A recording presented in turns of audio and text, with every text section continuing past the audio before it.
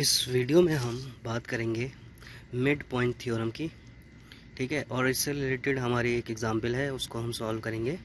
ठीक है, तो ये जो है क्लास 9th की किताब से है और ये है चैप्टर नंबर 8। ठीक है, और इसका नाम है क्वाड्री लिटरल और ये हमारी एनसीईआरटी किताब से है, मैथमेटिक्स।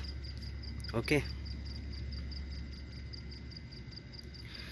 थ्योरम 8.1 में हमें बताया गया है कि the line segment joining the mid points of two sides of a triangle is parallel to the third side. ठीक है, तो इसके लिए मैं एक ट्राइंगल बना लेता हूँ। ये हमारा एक ट्राइंगल है। ठीक है, अब जो लाइन सेगमेंट है वो मिड पॉइंट को जॉइन करता है, तो ये एक मिड पॉइंट हो गया और ये हमारा दूसरा मिड पॉइंट हो गया। ठीक है, तो इन दोनों से मिलकर एक लाइन बनेगी। इस ट्राइंगल को मैं नाम दे देता हूँ ABC। तो इसके अंदर E और F जो है हमारे दो मिड पॉइंट हो जाएंगे। इस चीज़ को मैं यहाँ पर लिख लेता हूँ कि E and F are mid points.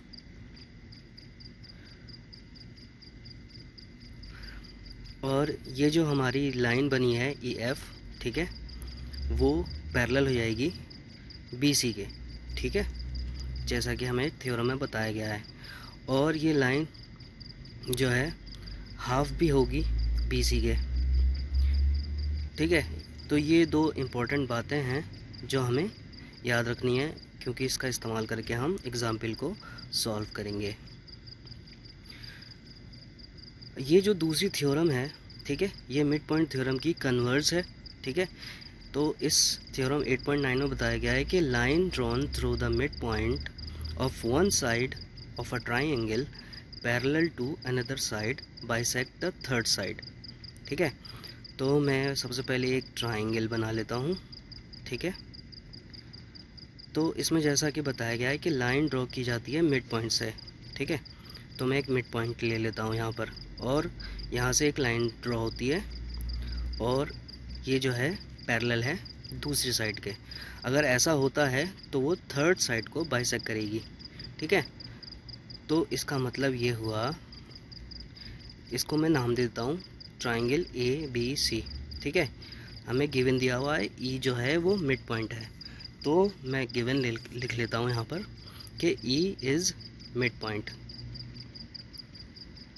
तो जैसा कि हमें पता है कि E जो है वो लाइन ड्रॉ की गई है EF, और इसमें E जो है वो गिवन है, E हमारा क्या है, मिड पॉइंट है। ठीक है, तो इस चीज़ को मैं लिख लेता हूँ यहाँ पर। तो जैसा कि बताया गया है कि E मिड पॉइंट है और यहाँ से लाइन अगर ड्रॉ की जा रही है और वो पैरेलल हो जाती है BC के। अगर ऐसा होता है तो वो थर्ड साइड को बाइसेक्ट करेगी। ठीक है, तो ये जो हमारी AC है थर्ड साइड वो बाइसेक्ट हो जाएगा। इसका मतलब ये हुआ कि F जो है हमारा वो मिड पॉइंट होगा। अब अगर ये मिड पॉइंट है तो इसका मतलब ये हुआ कि AF CF दोनों बराबर हो जाएंगे। ठीक है, तो ये हमारे पास थ्योरम है, इसको हमें याद रखना है, जो कि कन्वर्स है। इससे रिलेटेड हमारे पास क्या है, एक एग्जाम्पल है, एग्जाम्पल नंबर 6 इस चैप्टर की। तो इसमें कहा गया है कि in triangle ABC DE and F are respectively the mid points of sides AB BC and CA। ठीक है, हमें शो करना है कि जो ट्राइंगल है वो चार कॉन्ग्रुएंट ट्राइंगल्स में इन मिड पॉइंट के ज्वाइन करने से डिवाइड हो जाता है। ठीक है, तो इसके लिए मैं एक ट्राइंगल बना लेता हूँ। ठीक है, तो ये है हमारा ट्राइंगल ABC। अब इसके अकॉर्डिंग हमारे ये जो ट्राइंगल है वो चार कॉन्ग्रुएंट ट्राइंगल में डिवाइड हो रहा है, तो इसको मैं इस तरह से शो कर सकता हूँ। ठीक है, तो ये चार ट्राइंगल जो हमें हैं बताए गए हैं वो हमें क्या करना है, कॉन्ग्रुएंट करना है। ठीक है, इस ट्राइंगल ABC के अंदर, तो इसका नाम दे देता हूँ ABC। ठीक है, इसमें जो है D E एंड F ये क्या है, मिड पॉइंट्स हैं। D जो है वो AB पर मिड पॉइंट है, E जो है वो BC पर एक मिड पॉइंट है। ठीक है, और इसी तरीके से एफ मिड पॉइंट है सी ए पर, तो इस पर हमारा डी मिड पॉइंट है ए बी पर, बी सी पर हमारा ई मिड पॉइंट है और सी ए पर हमारा एफ मिड पॉइंट है। ओके,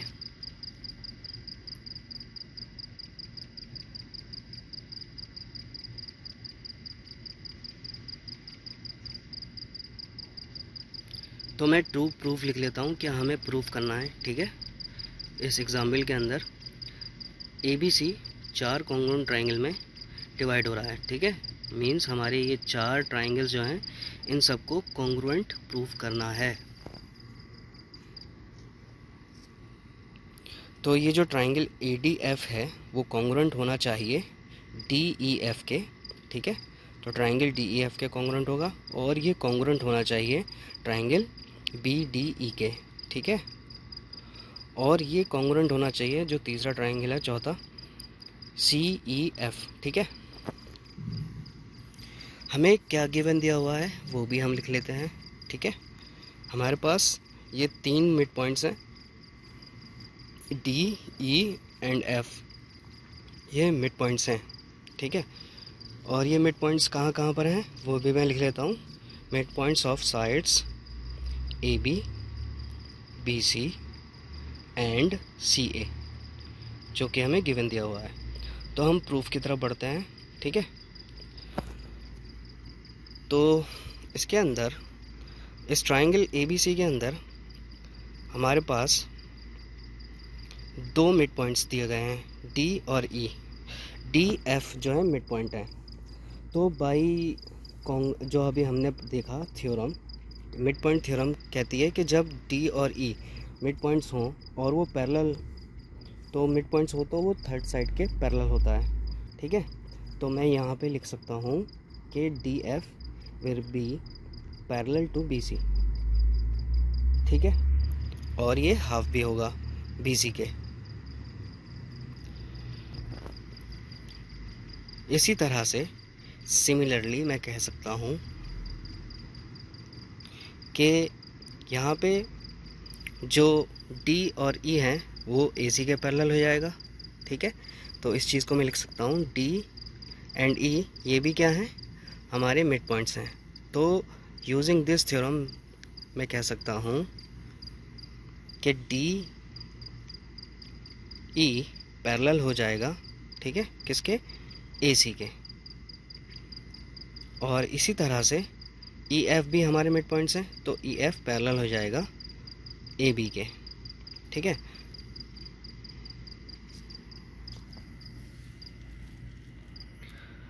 इस चीज़ को मैं कॉपी कर लेता हूँ।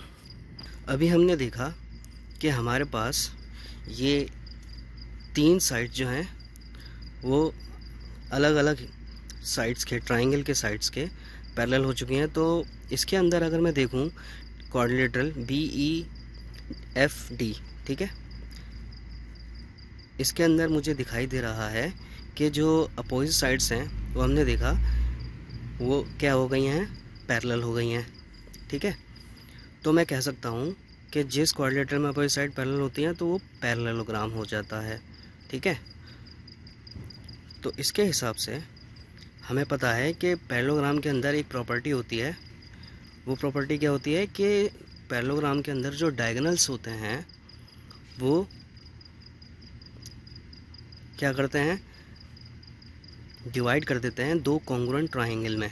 ठीक है, तो किसी भी पैरेललोग्राम के अंदर उसके डायगोनल क्या करते हैं, 2 कॉन्ग्रुएंट ट्राइंगल में डिवाइड कर देते हैं। ठीक है, तो मैं कह सकता हूँ इसके अंदर BEFD में हमारा DE जो है, DE हमारा क्या है, एक डायगोनल है।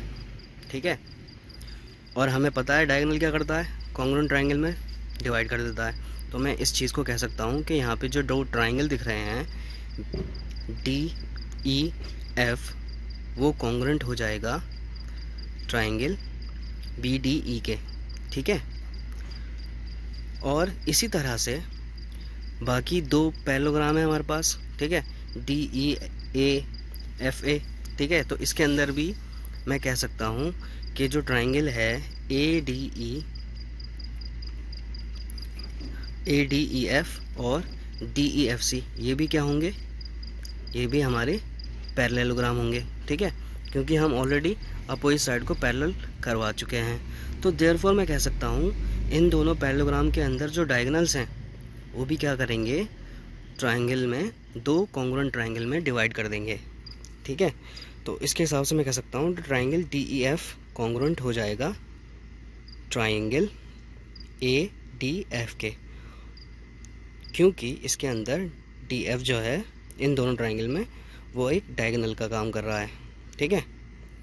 और इसी तरह से मैं कह सकता हूँ कि जो यहाँ पे दो ट्रायंगल हैं, ट्रायंगल DEF वो कॉन्ग्रुएंट हो जाएगा ट्रायंगल CEF के, ठीक है। और इन दोनों में भी हमें क्या दिख रहा है कि EF जो है वो एक डायगोनल का काम कर रहा है, और डायगोनल दो कॉन्ग्रुएंट ट्रायंगल में डिवाइड कर देता है। तो हमने देखा इस ट्रायंगल के अंदर, ट्रायंगल ABC के अंदर ये चारों ट्रायंगल जो छोटे छोटे हैं वो कॉन्ग्रुएंट करने थे, और वो हमने यहाँ पर कॉन्ग्रुएंट कर लिए हैं, ठीक है। तो मिलते हैं नेक्स्ट वीडियो में, बने रहिए हमारे साथ। तो इस वीडियो में कोई भी दिक्कत हो, कोई भी परेशानी हो तो let me know in the comment. मिलते हैं नेक्स्ट वीडियो में। Thanks for watching my videos.